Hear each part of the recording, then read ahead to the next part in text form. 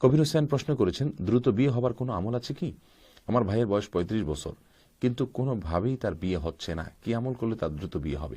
দেখুন কবির ভাই, আমাদের ছেলে হোক মেয়ে হোক, অনেকে বিয়ে করতে করতে দেরি করে ফেলেন। একটা নির্দিষ্ট সময় আছে যে বিয়ের চাহিদা থাকে, এরপরে খুব বেশি বাছ বিচার করতে করতে আপনার একটা পর্যায়ে দেখা যায় যে বিয়ের বয়স পার হয়ে যায়। তো এটা আমাদের নিজেদের ভুল, আল্লাহ তাআলা মাফ করুন। আর আরেকটা হলো যে আমাদের ডিমান্ড অনেক বেশি।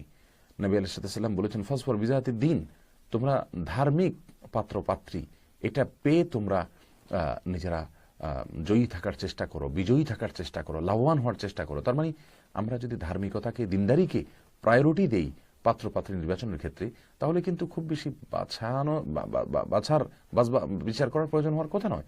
অতএব আমার মনে হয় যে যেটুকু পাচ্ছি দিনদারি দেখে, আল্লাহর উপরে ভরসা করে, তুষ্টি করে আমি যদি রাজি হয়ে যাই, তাহলে মেয়ের অভাব হবে না। এখন আমাদের যে ডিমান্ড, সেই ডিমান্ড অনুযায়ী আমরা হয়তো পাচ্ছি না, সেজন্য সমস্যা তৈরি হচ্ছে।